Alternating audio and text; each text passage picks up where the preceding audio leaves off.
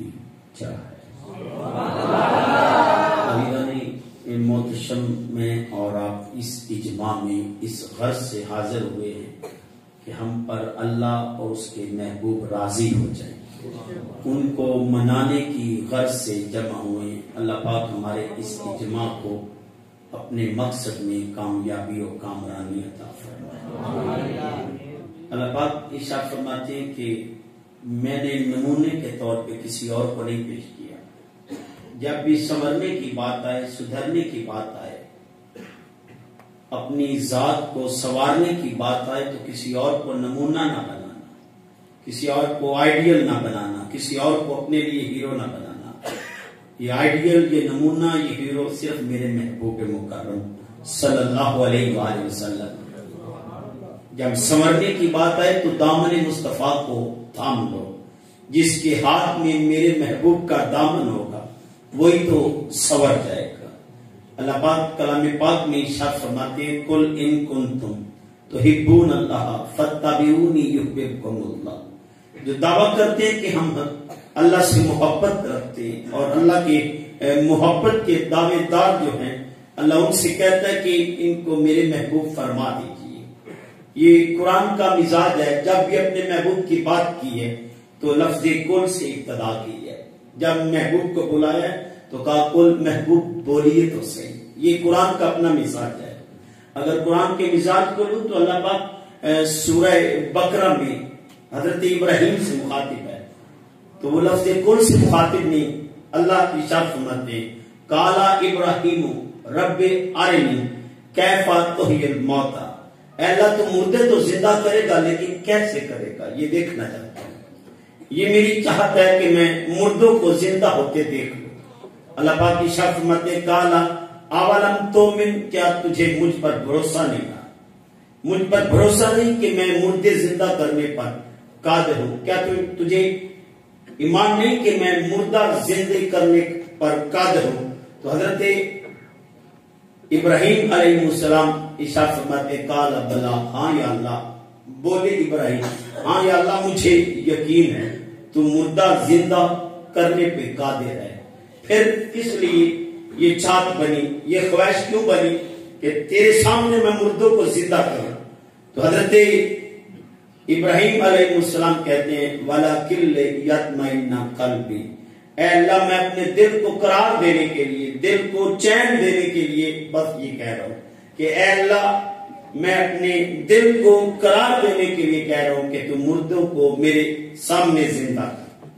تو دوستانی گرامی قدر حضرت موسیٰ علیہ السلام کے بارے میں ارشاد فرمایا، یہ سورہ طٰہٰ ہے، یہ قرآن کا 20واں سورہ ہے، اور اللہ پاک حضرت موسیٰ علیہ السلام سے مخاطب ہے اذهب الى فرعون، کہ موسیٰ علیہ السلام جائیے فرعون کی طرف، انہو طغیٰ، بے شک وہ بڑا سرکش ہو گیا، بھٹک گیا، راستے بھول چکا ہے، اپنے رب کے راستے سے بھٹک چکا ہے، سرکش ہو گیا ہے، اکڑ گیا ہے۔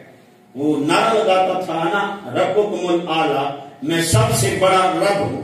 تو جائیے اس کو روکیے، اس کی سرکشی کو روکیے، لگام ڈالیے۔ تو حضرت موسیٰ علیہ السلام کو جب اللہ پاک یہ کہتے ہیں موسیٰ جائیے فرعون کی طرف، تو حضرت موسیٰ بول اٹھتے ہیں قال رب اشرح لی صدری ویسر لی امری، بولے موسیٰ اے اللہ میرے سینے کو کھول دے، میرے سینے کو کھول دے۔ شاید جب تیرے اور میرے محبوب کی باری آئی تو اللہ کہتا ہے الم نشرح لک صدرک، محبوب ہم نے آپ کے سینے کو کھول دیا۔ بولے موسیٰ رب اشرح لی صدری ویسر لی امری۔ پھر سورہ مریم، یہ قرآن کا 19واں سورہ ہے، اللہ پاک حضرت عیسیٰ علیہ السلام اور ان کی والدہ کا ایک قصہ بیان کرتے ہیں۔ جب شہر ناصرہ میں، میں نے انجیل میں پڑھا، شہر ناصرہ میں جب حضرت مریم علیہ السلام داخل ہوتی ہیں تو آپ کی گود میں حضرت عیسیٰ علیہ السلام ہوتے ہیں۔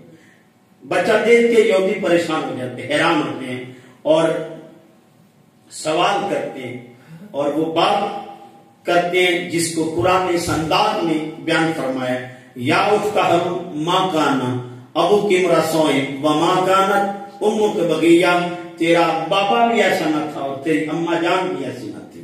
ہم تجھے طیبہ اور طہرہ مانتے تھے، بطول سمجھتے تھے، یہ بچہ کہاں سے لایا، یہ غضب کہاں سے لایا؟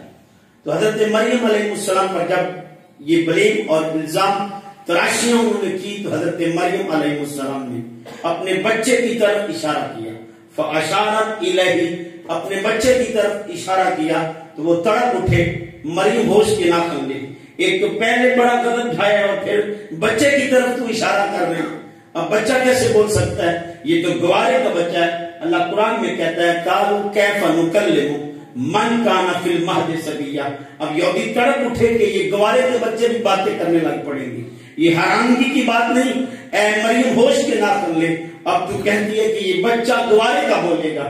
تو حضرت مریم علیہ السلام کے ساتھ یہ چین گوئیاں وہ کر رہے تھے تو حضرت عیسیٰ بول اٹھے، قالا انی عبداللہ، بولے عیسیٰ میں اللہ کا بندہ۔ دوستان گرامی قدر، بولے موسیٰ میں اللہ کا بندہ، بولے ابراہیم میں اللہ کا بندہ۔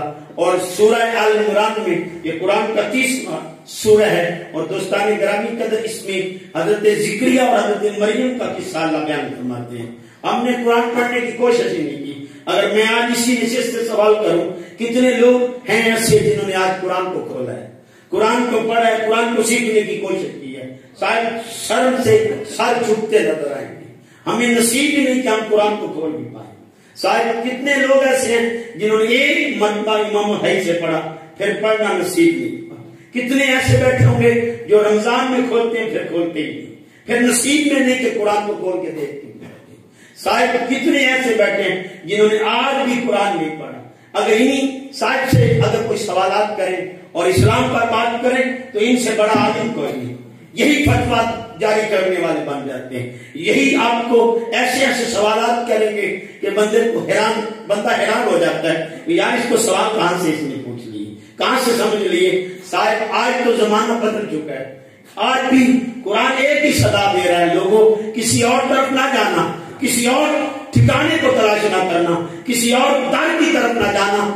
اگر تلاش خدا ہو قل ان کنتم تحبون اللہ فاتبعونی، میرے محبوب کے در پہ آ جانا، یہی اللہ کی محبت کا در ہے۔ صاحب اب سورہ آل عمران یہ قرآن کا 30واں سورہ ہے۔ اللہ پاک سورہ عمران میں حضرت زکریا اور حضرت مریم کا واقعہ بیان فرما رہے ہیں۔ کلما دخل علی زکریا المحراب، حجرہ مریم میں جب حضرت زکریا علیہ السلام داخل ہوتے ہیں، وجدہ عندہ رزقا، آپ رزق دیکھتے ہیں، وہاں خوراک کو دیکھتے ہیں تو آپ سوال کرتے ہیں کالا یا مریم، بولے حضرت زکریا علیہ السلام اے مریم انا لکی ھذا، یہ کہاں سے آ گیا، کون تجھے دے گیا؟ کالا بولی ہوا من عند اللہ، یہ مجھے میرے اللہ نے دیا، یہ مجھے میرے اللہ نے بھیجا ہے۔ ان اللہ یرزق من یشاء بغیر حساب، اللہ جسے چاہتا ہے بغیر حساب کتاب کے رزق عطا کر دیتا ہے، مجھے میرے رب نے دیا ہے۔ دوستان کرام کی قدر، وہی کھڑے کھڑے حضرت زکریا علیہ السلام اپنے رب کبریا سے دعا کرتے ہیں، ہنالک دعا زکریا ربہ، اپنے رب سے التجا کرتے ہیں، اپنے رب کی بارگاہ میں ہاتھ پھیلاتے ہیں، کالا رب ہب من لدنک ذریۃ طیبہ، اے اللہ مجھے پاک اور پاکیزہ بیٹا عطا فرما، انک سمیع الدعاء، تو دعاؤں کا سننے والا ہے۔ بولے زکریا، بولے موسیٰ، بولے عیسیٰ، بولے ابراہیم، اور جب تیرے اور میرے محبوب کی باری آئی، تیرے اور میرے آقا کی باری آئی تو اللہ کہتا ہے کل محبوب بولتا سے کھولتا سے۔ دوستانی گرامی قدر، کل ان کنتم تحبون اللہ فاتبعونی یحببکم اللہ، انہیں فرما دیجئے اگر واقعی اپنی محبت میں سچے ہیں تو تیری اتباع کر لیں، محبوب تیرے دامن کو تھام لے، جس نے آپ کے دامن کو تھام لیا، یحببکم اللہ، اللہ ان سے محبت کرے گا، وَيَغْفِرْ لَكُمْ ذُنُوبَكُمْ، اور اللہ ان کے گناہوں کو معاف فرما دے گا۔ محبوب بس جس کے ہاتھ میں تیرا دامن ہوگا، جو تیری پیروی کرے گا اور جو تجھے نمونہ بنا لے گا۔ صاحب نمونہ جسے بنا لے، جسے آئیڈیل چن لے تو اس جیسا لباس اچھا لگتا ہے، اس جیسی بولی اچھی لگتی ہے، اس کا بولنا اچھا لگتا ہے، بندہ بولنا بھی ویسا کر لیتا ہے جیسا وہ بولتے ہیں۔ جیسے انداز ہوتے ہیں ویسے بندہ انداز اپنا لیتا ہے کہ میرے آئیڈیل کے، میرے ہیرو کے، میرے لیڈر کے، میرے رہبر کے یہ انداز ہے، مجھے وہ بڑے پسند ہیں، مجھے وہ بڑے عزیز ہیں، میں ان سے محبت کرتا ہوں، جیسے ان کے انداز ہے ویسے ہی انداز اپنا لیتا ہے۔ یہ انسانی فطرت ہے، جس کو آئیڈیل چن لے آئیڈیل کی طرح اپنی شخصیت بنانے کو دل چاہتا ہے۔ اللہ کہتا ہے اگر آئیڈیل ہی چننا ہے تو کسی اور کو نہ چننا، بس میں نے اپنے محبوب کو تمہارا آئیڈیل بنا دے گا، تو میرے محبوب تمہارے لیے آئیڈیل ہے۔ صاحب ایک حدیث کے الفاظ ہیں، سید عالم صلی اللہ علیہ وآلہ وسلم ارشاد فرماتے ہیں کہ مسلمان کے مسلمان پر 6 حق ہیں، حق المسلم علی المسلم ستن، 6 حق ہے، اور حضرت فرماتے ہیں پہلا حق یہ ہے اذا لقیتہ فسلم الیہ، جب مسلمان سے ملاقات کرے تو سلام کرے۔ یہ نہ دیکھے کہ یہ چودھری ہے، یہ نمبردار ہے، یہ بڑا آدمی ہے، یہ پیر ہے، یہ فلاں ہے، نہیں، بس اس کو یہی دین میں رہے کہ یہ مسلمان ہے۔ اور مسلمان کا مسلمان پر حق یہ ہے کہ وہ سلام کا حقدار ہے۔ شاید آج تو سگے بھائیوں کو چھوڑ بیٹھے ہیں، آج تو ماں کے ناطے کو بھی توڑ بیٹھے ہیں، آج رشتے داریاں ٹوٹتی ہوئی دکھائی دے رہی ہیں، آج ایک دوسرے سے پیسے کے انداز سے ملاقاتیں ہوتی ہیں، پروٹوکول بھی دولت کے حساب سے کیا جاتا ہے، جتنا بڑا آدمی ہوتا ہے اتنا بڑا پروٹوکول ہوتا ہے، یہ نہیں دیکھا جاتا کہ یہ مسلمان ہے۔ شاید آج انداز بدل چکے ہیں۔ میرے اور آپ کے آقا جانی رحمت عالم صلی اللہ علیہ وآلہ وسلم جب مکہ سے مدینہ کی وادی میں تشریف لائے تو ہر ایک اپنے آنگن کو سجا رہا تھا اور اپنی وسعت اور طاقت کے مطابق اپنے گھر کی صفائیاں کر رہا تھا اور اپنے آنگن کو صاف کر رہا تھا۔ شاید میرے وقت جاگ جائیں، کوئی کہتا نہیں میرے جاگ جائیں گے، کوئی اپنے گھر پہ بھروسہ کر رہا تھا تو کوئی اپنے انداز پہ بھروسہ کر رہا تھا۔ شاید بڑے بڑے محل والے تھے جو انتظار میں تھے کہ حضور میرے گھر میں تشریف لائیں گے، اور ایک وہ بھی تھا جو اپنے آنگن کو چھوٹا سمجھ رہا تھا اور دل ہی دل میں آس لگائے ہوئے تھا شاید میرے ہی مقدر جاگ جائیں، میرے آنگن میں حضور 4 چاند لگا دے، حضور میرے آنگن میں تشریف لے آئیں، اور اپنی آنکھوں سے چھڑکاؤ کر رہا تھا اور پلکوں سے صفائیاں کر رہا تھا اور دل ہی دل میں رو رہا تھا شاید میرے آنگن کہاں اور حضور کی ذات مقدس کا بلا یہ کہاں ہو سکتا ہے کہ میرے آنگن میں حضور جلوہ گر ہو جائیں، میرا آنگن ان کی شان نہیں ہے۔ صاحب پتا کیا تھا، یہاں سودے آنگن کے حساب سے نہیں ہوتے، دولت کے حساب سے نہیں ہوتے، یا تو دلوں کے سودے ہوتے ہیں۔ شہر میں نقشہ کھینچا ہے، ماری گلی کی خوش بخت ایوب دی، جتھے جا کے رکی ڈاچی محبوب دی، نیویاں دا پرونا ہے ساڈا نبی، کوٹھیاں تے چڑھے ویکھ دے رہے، بڑے بڑے تختے رہ گئے، اور حضور تاجدار رحمت سید عالم صلی اللہ علیہ وآلہ وسلم حضرت ابو ایوب انصاری کے گھر جلوہ گر ہو گئے۔ صاحب آپ کی تو اونٹنی کو بھی پتا تھا کہ کون دل میں تڑپ رہا ہے، آس رکھے ہوئے ہے، بے نشین کر لیجئے۔ روایات میں نے پڑھا ہے کہ یہ آج کے انتظار کرنے والے نہیں، ان کے تو خاندان سے انتظار میں تھے۔ 1000 سال پہلے طوبہ نامی شخص نے اس گھر کی بنیاد رکھی تھی، اور اس نے اس آج سے بنیاد رکھی تھی کہ جب حضور مدینہ تشریف لائیں گے تو میں ان کو یہ گھر دوں گا تحفے میں، میں اپنے آقا کے لیے یہ گھر بنا رہا ہوں۔ اور جب یہ تبدیلیاں ہوتی رہی، متولی بدلتے رہے، ذاتیں بدلتی رہی، نسلیں بدلتی رہی، دوستان گرامی قدر اسی نسل کے چشم و چراغ حضرت ابو ایوب انصاری تھے جو اس گھر کے متولی بنے۔ یہ حضور اپنے ہی گھر میں تشریف لائے۔ 1000 سال پہلے جس امتی نے اپنے آقا کے لیے گھر تیار کیا، جو تڑپا تھا کہ میں اپنے آقا جانی رحمت عالم صلی اللہ علیہ وآلہ وسلم کو اس گھر میں لاؤں گا اور یہ میرے نبی کا گھر ہے، شاید حضور اسی گھر میں تشریف لائے۔ یہاں سودے دلوں کے ہوتے ہیں، آنگن یا دولت کے نہیں ہوتے۔ آنگن بڑا ہے یا چھوٹا یہ نہیں دیکھا جاتا صاحب، یہاں تو دیکھا جاتا ہے کہ دل کتنا پیارا ہے،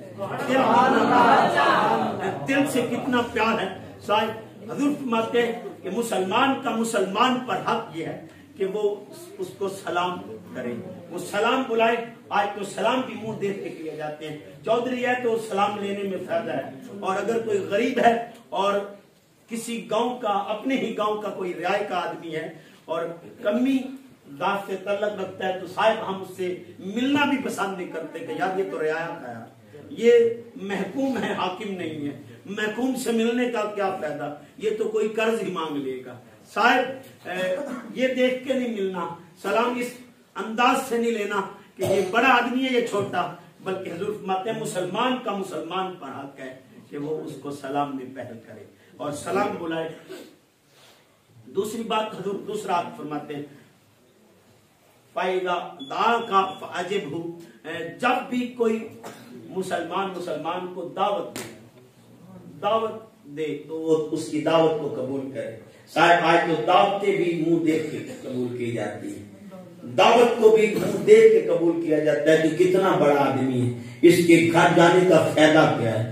آج تو پرافٹ پہلے سوچا جاتا ہے، بعد میں قدم کو بڑھایا جاتا ہے۔ صاحب آج تو نظام ہی بدل چکا ہے، آج تو بھائی سے نفع نہ ہو تو لوگ بھائیوں کو چھوڑ دیتے ہیں۔ میں نے کئی بھائیوں کو روتے ہوئے دیکھا ہے اور پوچھے کہ کیوں رو رہے ہو، کہا بھائی چھوڑ چکا ہے، وہ بڑا ہو گیا آدمی، اس کے پیسے اس کی دولت بڑھ چکی ہے، وہ دولت مند ہو گیا ہے، میں اس کا غریب بھائی ہوں، میں اگر اس کو کہہ دوں کہ تو میرا بھائی ہے، وہ کہتا ہے تو میرا بھائی نہیں ہے، میں تجھے اپنا بھائی نہیں مانتا، میرا بھائی تو وہ ہے جو میرے برابر کا ہے، میری چکر کا ہے، اور میرے جیسا وہ گھر رکھتا ہے وہ میرا بھائی مان سکتا ہے۔ صاحب آج تو رشتے داریاں کرنی تو سٹیٹس دیکھے جاتے ہیں، معیار دیکھا جاتا ہے، وقار دیکھا جاتا ہے۔ یہ کتنے درد کی بات ہے۔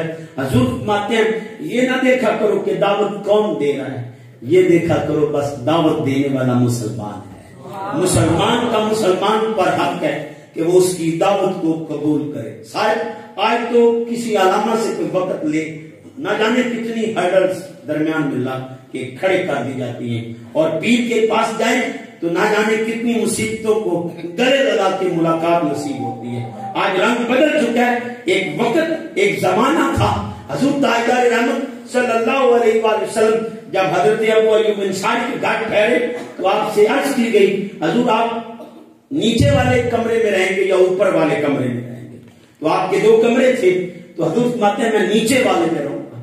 تو تڑپ اٹھے غلام، حضور آپ نیچے اور غلاموں پر یہ جرأت نہیں ہوئی، یہ ہمت نہیں۔ حضور فرماتے ہیں نہیں میں نیچے رہوں گا۔ حضور کیا وجہ ہے، آپ نیچے کیوں رہیں گے؟ حضور فرماتے ہیں میرے ملنے والے آئیں گے تو ان کو تکلیف ہوگی، وہ سیڑھیاں چڑھ کے میرے پاس پہنچیں گے، ان کو تکلیف ہوگی، جو نبی سیڑھیوں کی تکلیف برداشت نہ کر سکے۔ جب امتی آج اپنی عمارت کی وجہ سے کسی کو دھکا دے گا تو کیا وہ نبی راضی ہوگا؟ کیا اس نبی کا دل خوش ہوگا؟ کیا وہ نبی ہم پہ راضی ہوگا؟ صاحب آج میں اور آپ اپنے گریبان میں جھانکے تو صحیح، آج کوئی غریب دعوت دے تو آپ اس کی دعوت کو چھوڑ دیتے ہیں کہ یار اس کی دعوت پہ جانے کا فائدہ کیا ہے۔ اور اگر ایم کوئی وزیر بلائے تو ہمیں نہ بھی جانتا ہو، ہمارا اس کے ساتھ کوئی تعلق بھی نہ ہو تو ہم دوڑے چلے جاتے ہیں، یار اس کے ساتھ چلو ملاقات ہو جائے گی، پہچان ہو جائے گی، آج شناسائی ہو جائے گی کہ اس کو بھی پتا چل جائے گا میں فلاں گاؤں کا رہنے والا۔ آج تو وزیر کو منہ دکھانے کے لیے تو ہم دوڑ جاتے ہیں، لیکن اپنے رب اور رسول کی رضا کے لیے کسی غریب کی دعوت کو قبول نہیں کرتے۔ یار اس نے پکانا کیا ہے، یہ کون سا کھانا بہترین دے سکے گا، اس نے تو دال شام ہی دینا ہے، اس کے پاس تو اتنی ہی گنجائش ہے۔ شاید محبت ملے، چاہے میرے بزرگ فرمایا کرتے تھے بیٹا محبت کی طرف دھیان دیا کرو، دولت اور معیار اور وقار کی طرف دھیان نہ دیا کرو۔ جب تمہارا وقار اور معیار محبت ہو جائے گا تو پھر اللہ بھی تجھ سے محبت کرے گا۔ صاحب ذہن نشین کر لیجئے، آج تو معیار ہی دولت ہو گیا ہے، آج تو معیار ہم نے تبدیل کر لی ہے۔ حضور فرماتے ہیں جب بھی کوئی دعوت دے یہ نہ دیکھا کرو امیر ہے یا غریب، بس دیکھا کرو کہ مسلمان نے دعوت دی ہے، پاسبل وقت ہو مناسب وقت ہو تو ضرور وقت دیا کرو، یہ مسلمان کا مسلمان پر حق ہے۔ اور تیسرا حضور فرماتے ہیں وَيَسْتَنْصَحَكَ فَانْصَحْ لَهُ، جب کوئی مشورہ لے تو اسے اچھا مشورہ دو۔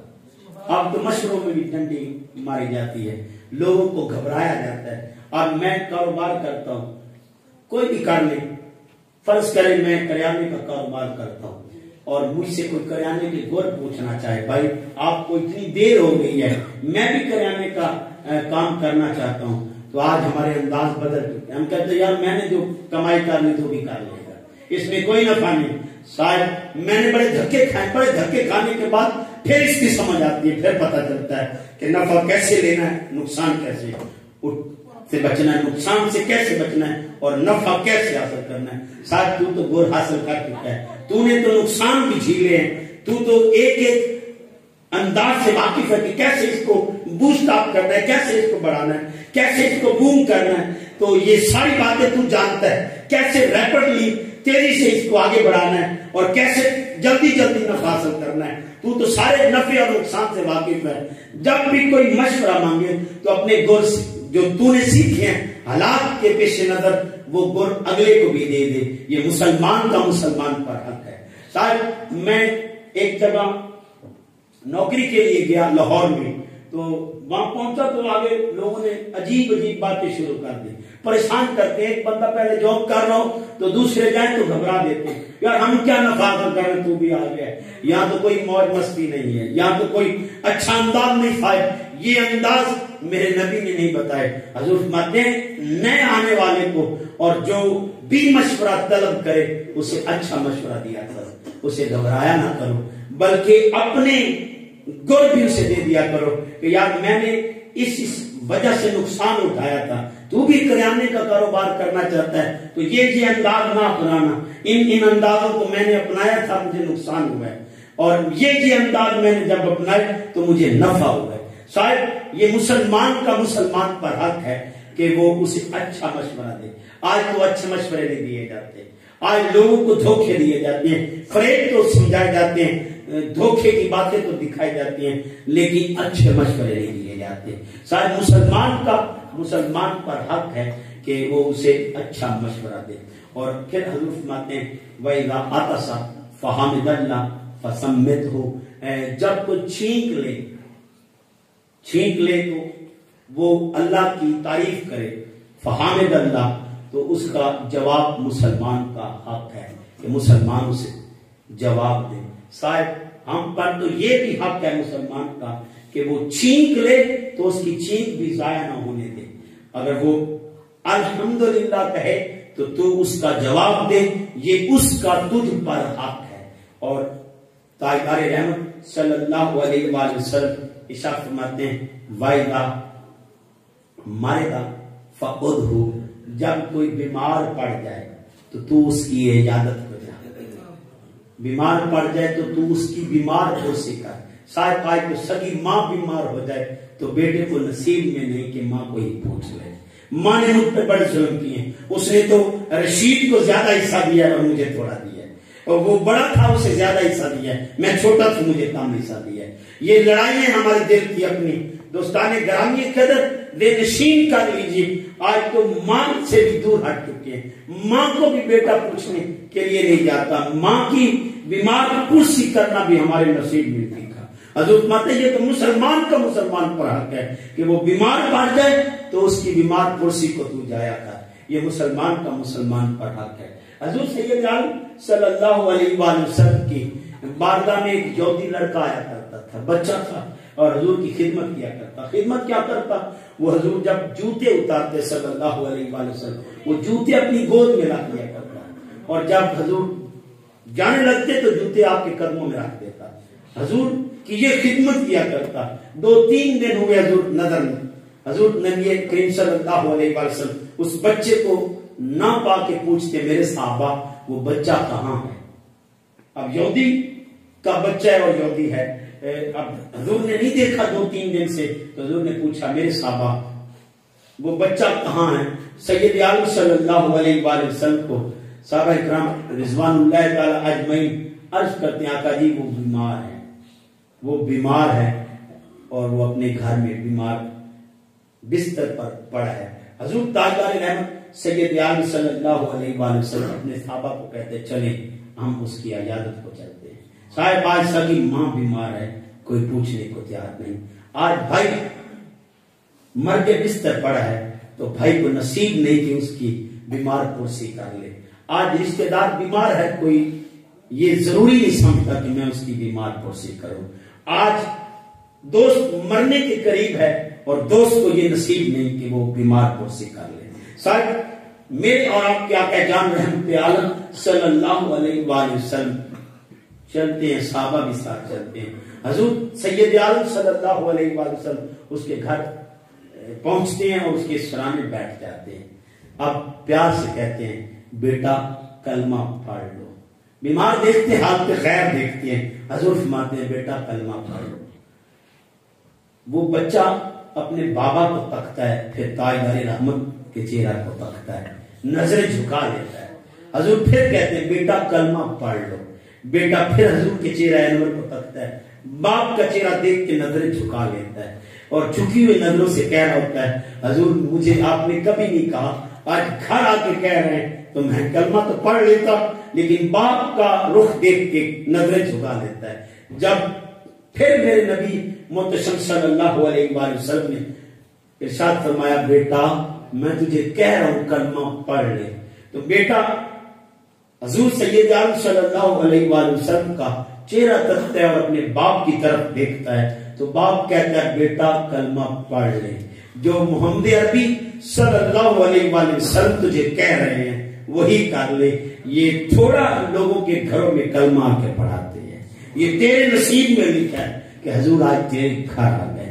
صاحب یہ دلوں کو نرمی کا سبب بھی بنتا ہے. اگر کوئی روٹھا ہو، اگر کسی کے دل میں آپ کے بارے میں اچھے انداز نہ ہو اور وہ روٹھ کے بیٹھا ہو، اگر آپ اس کی بیمار پرسی کو چلے جائیں یا اس کا باپ بیمار ہو جائے یا ماں بیمار ہو جائے تو اس میں ایک راز بھی ہے، تو بندے کو وہ سارا جو دل میں غضب تھا وہ ٹوٹ جاتا ہے. یار میں نے کیا کیا، یہ تو مجھے پوچھنے آ گیا، یہ میرے باپ کا سنا اس نے کہ میرا باپ بیمار ہے تو یہ دوڑا چلا آیا، یا میرا بھائی بیمار تھا تو اسے خبر ملی تو اس نے نہیں دیکھا کہ ہم روٹھے ہوئے، ہم لڑے ہوئے، اس نے لڑائی کو پس پشت ڈالا اور میرے گھر آ گیا.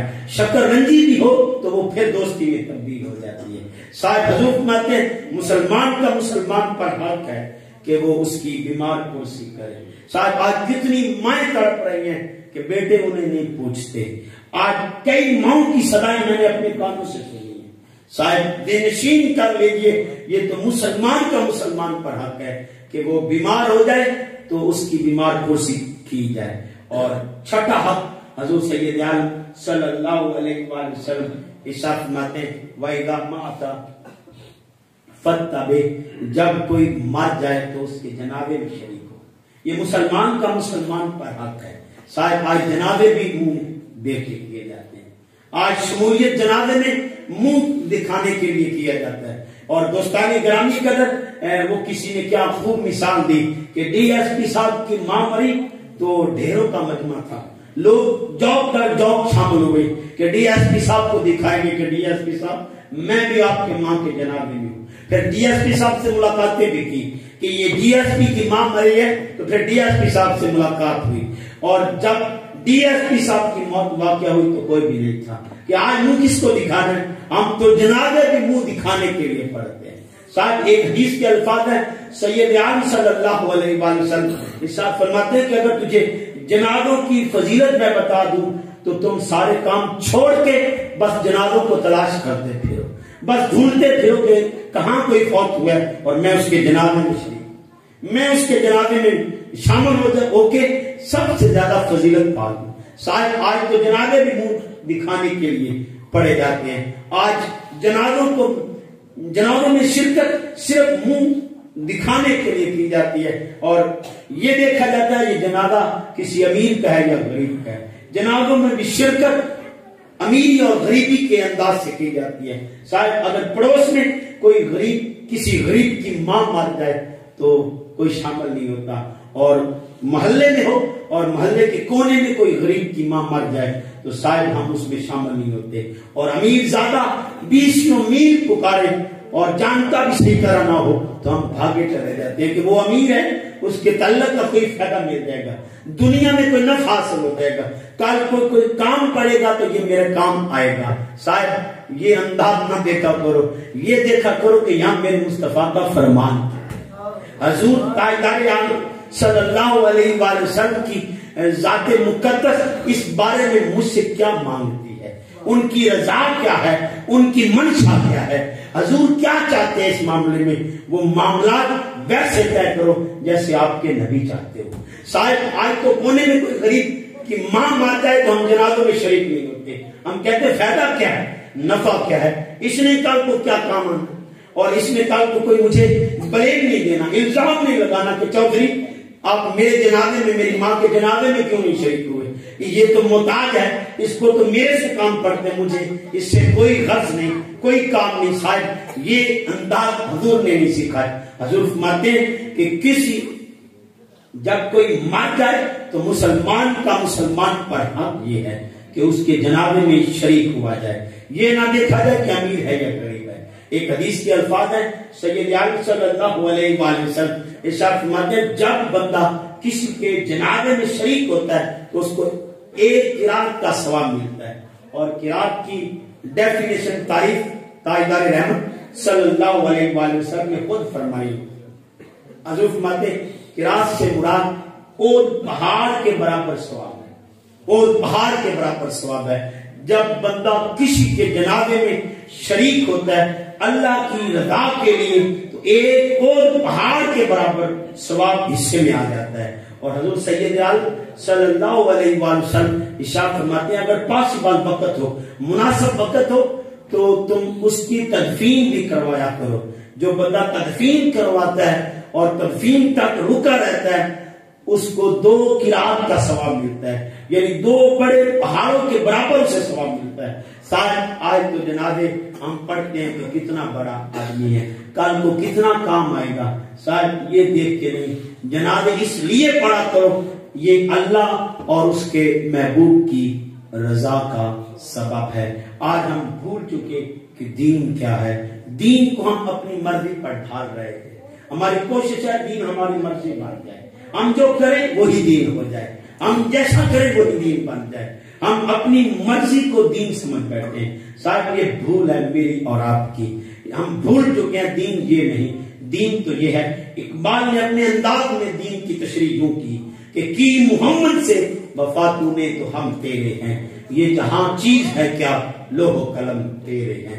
دوستان گرامی قدر دین حضور کی محبت کا نام ہے، دین حضور سے وفا کا نام ہے، دین حضور کی محبت میں سر کٹوانے کا نام ہے، دین حضور کی محبت میں عمل کا نام ہے، دین حضور کی محبت میں رہ کے حضور تاجدار رحمت کی اتباع کا نام دین ہے، دین حضور کی اطاعت کا نام ہے، دین حضور کی ذات مقدس پہ مر مٹنے کا نام ہے، دین حضور کی پیروی کا نام ہے، دین حضور کی اطاعت کا نام ہے، دین حضور سے منسلک ہونے کا نام ہے، دین اصل میں حضور کے ادب کا نام ہے، دین حضور سے محبت کا نام ہے۔ اور صاحب اگر چاہتے ہو تو اپنے آقا جان رحمت عالم صلی اللہ علیہ وآلہ وسلم سے تعلق قائم کر لیجیے۔ اگر چاہتے ہو کہ آپ کا رب آپ سے محبت کرے تو حضور کی اتباع کر لو، اگر چاہتے ہو کہ میرا رب مجھ پر راضی ہو تو حضور کی اطاعت کر لو، حضور کی محبت کو اپنے دل میں بٹھا لو، تمہارا رب تم پر راضی ہو جائے گا۔ دوستان گرامی قدر ذہن نشین کر لیجیے، آج ہم بھول چکے ہیں، آج دین کو چھوڑ چکے ہیں، ہم تو کہتے ہیں دین ہماری مرضی ہو، یہاں بیٹھے بڑے نعرے لگا رہتے ہیں، اور میں نے اکثر محافل میں دیکھا ہے لوگ یہ بھی نعرہ لگا دیتے ہیں غلامی رسول میں موت بھی قبول ہے۔ صاحب یہ نعرے آسان ہیں لیکن میں نے آج تک امتی کو گانا چھوڑتے ہوئے نہیں دیکھا۔ حضور کی محبت میں موت تو قبول کر لیتا ہے، موت کو گلے لگانے کے لیے تیار ہے، لیکن 2-4 منٹ کا گانا نہیں چھوڑ سکتا۔ موت کو تو گلے لگاتا ہے لیکن فلم اور ڈرامہ نہیں چھوڑ سکتا۔ موت کو گلے لگا سکتا ہے لیکن حضور کی خاطر اپنے چہرے پہ داڑھی نہیں سجا سکتا۔ موت کو تو گلے لگانے کی دعوے کر رہا ہے لیکن حضور کی خاطر نظریں جھکانے کی طرف اپنا دھیان نہیں دیتا۔ موت کو تو گلے لگاتا ہے لیکن حضور کی خاطر اپنی زبان پر سچائی نہیں لاتا۔ دعویٰ تو یہ کرتا ہے حضور کی خاطر موت بھی قبول ہے لیکن اپنے اخلاق کو ڈیویلپ نہیں کرتا، بہتر نہیں کر رہا۔ موت تو حضور کی خاطر قبول ہے لیکن ماں کی فرما برداری حضور کے لیے قبول نہیں۔ دوستان گرامی قدر، دعوی محبت تو یہ ہے کہ حضور کی خاطر جان لٹانے کے لیے تیار ہو، حضور کے لیے کٹ مرنے کے لیے تیار ہے، لیکن بھائی کے ساتھ اچھا سلوک کرنے کے لیے تیار نہیں۔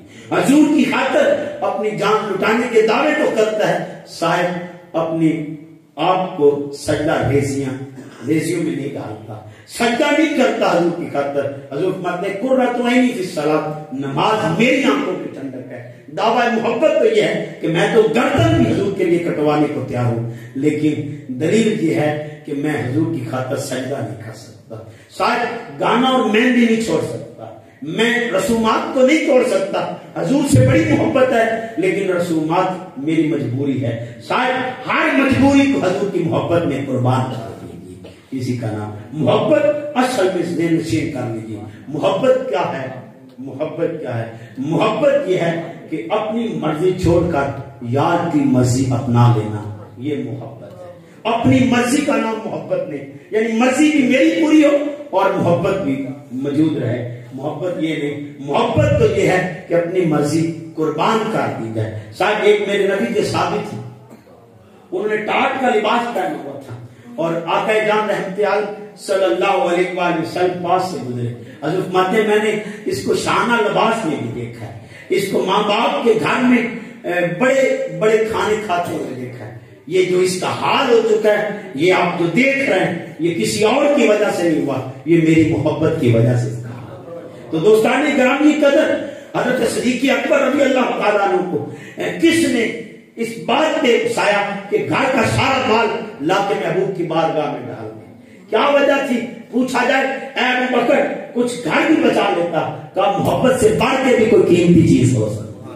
شاید صحابہ سے پوچھے، حضرت بلال حبشی رضی اللہ تعالیٰ عنہ سے کوئی پوچھے تو صحیح کہ بلال کیا ہوا تھا، تو کوڑے بھی کھانے کو تیار تھا اور کوڑے کھاتا بھی رہا اور زخموں پر ریت بھی چھٹواتا رہا، کیا وجہ تھی؟ کہا وہ ریت نہیں لگ رہی تھی، وہ تو یار کی منشا کو پا رہا تھا، یار کی رضا پا رہا تھا، مجھے اس سے بھی زیادہ سزا دی جاتی تو یار کی خاطر وہ سزائیں بھی چیر لیتا۔ وہ کسی شہر میں کیا نقشہ کہتا ہے، عاشق عشق کی رمن جان کہ عشق میں رہندے سکھ دے، در ڈاکتے اور جانتے نہیں، ہو کے رہندے ایک دے، باویں یار ملے سر بدلے، وہ یار کی خاطر بک دے، باویں یار چڑھاوے سولی تے وہ تھیری جا بک دے۔ شاید آج تو مزاج بدل گئے، آج تو ہم نے اپنی مرضی کو دین بنا لی ہے، ہم کہتے ہیں میں نے یہ کر لیا تو بڑا ہو گیا، نعت خواں بن گیا تو بڑا مقام بن گیا، پیر کی سیٹ پہ بیٹھ گیا تو آپ میری ساری باتیں بھول گئے، سارے نظام چھوڑ چکے۔ شاید یہ نعت خوانیاں، یہ پیریاں، یہ مدرس ہونا، یہ عالم کی سیٹ پہ بیٹھ جانا بڑا پن ہے۔ سب سے بڑی چیز میرے روانی پیشوا فرمایا کرتے ہیں کہ بیٹا سب سے بڑی چیز یہ ہے کہ تجھے حضور کی غلامی نصیب ہو جائے۔ ہر چیز ایک طرف، حضور کی غلامی ایک طرف، کہیں نعت تجھے دنیا میں نہ ڈبو دے۔ تو دعوے دار ہو کہ میں نعت خواہوں لیکن تو پیسے کے لیے نعت پڑھتا ہے، تو دعوے دار ہے کہ میں بہت بڑا پیر ہوں تو دنیا کے لیے یہ بھی اپنے اندر ایک اکڑ پیدا کر رہا ہے۔ بیٹے سارے منصب حضور کی جوتی پہ قربان کر دو، حضور کی عظمت پر قربان کر دو، حضور کی محبت پر قربان کر دو۔ بس ایک ہی کہو کہ تیرے نام پہ مٹا ہوں نشان سے کیا غرض، مجھے خواب میں ملا کر میری خواب بھی اڑا دے۔